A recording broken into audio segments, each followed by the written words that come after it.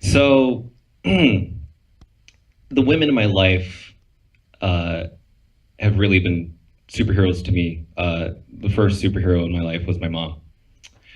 And giving birth is one thing, but for my mom to travel from a country to another country during a war time was inspiring for me because she told me stories that were kind of excruciating, and she was kind of left near in a near-death experience, and so she had to save her sisters, and she was the hero of that world, and she raised me to be in a way where it was I won't lie, I'm a mama's boy. But the thing is, there's a benefit to that. I understand how she feels. I can talk to her about my personal problems. Uh, and most of my life, a lot of the women have exploited me and have been up forward and said, "Hey, you're kind of perverted, or you're kind of like you talk to me in a different way, and I don't like that." And one of the people that really changed my life, well, while I've matured further in life, so I'm better, uh, was this woman right here, my fiance. Uh,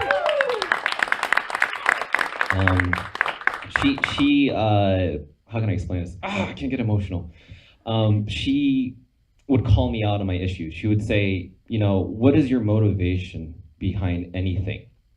And that's like looking at yourself in the mirror and telling yourself something that you can't lie about. And uh, I was very, I guess you could say, turned on by that type of, turned on in a good way, turned on by that confidence in her that she wasn't afraid to speak out from her heart. She wasn't a victim. That's a superhero. Someone that doesn't believe that they are gonna suffer from things and don't feel like they have a choice.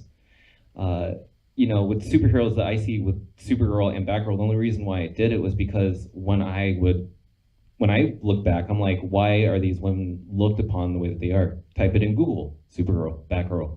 I see pictures that kids draw, that middle-aged people draw, and it's all very sexual images. I'm telling you guys the truth.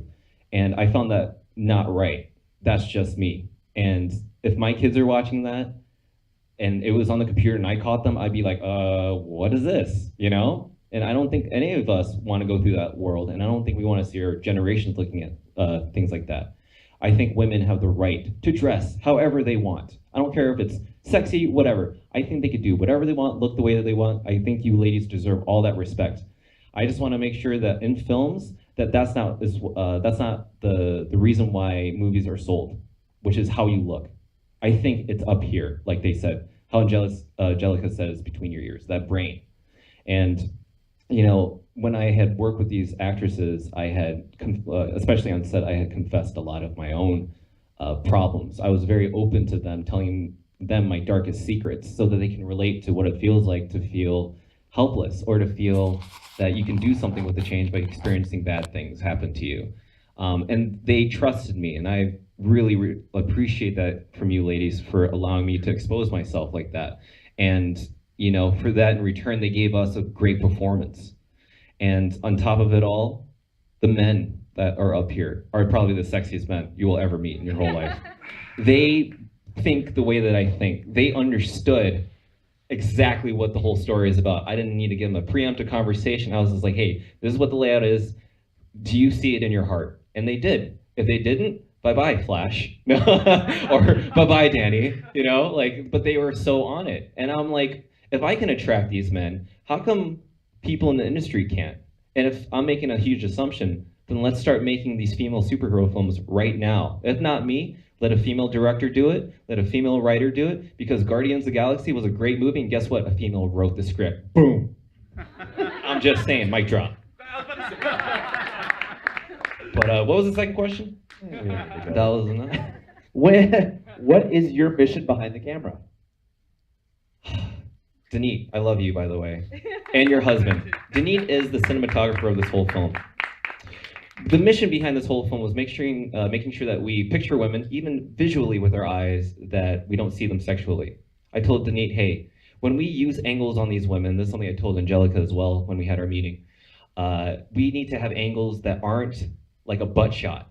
We can't have one where it's like a boob shot. And surprisingly, you'll see it. Like, I can't name it. I'll be defaming. Either way, so when me and Denise had talked about it, we tried to figure out what was common between us.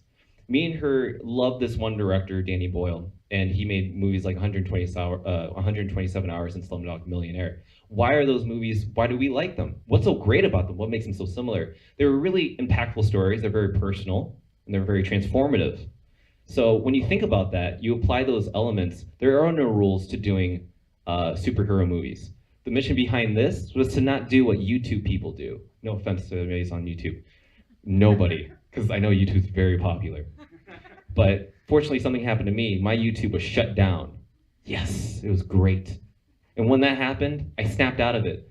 And I was crying a little bit. I was like, my life, my 8 years of career. But Rihanna was telling me, hey, don't worry about YouTube. That's not what makes a film director. Did Steven Spielberg or did Martin Scorsese have YouTube at the time when they became directors? And I was like, God, you're so good. That's a woman exploiting something about you and putting the truth out there. So I was like, okay, the mission is just do what you want to do. What do you believe in? And if men can honestly ask themselves the same thing without thinking downstairs, we can make a difference. Amen.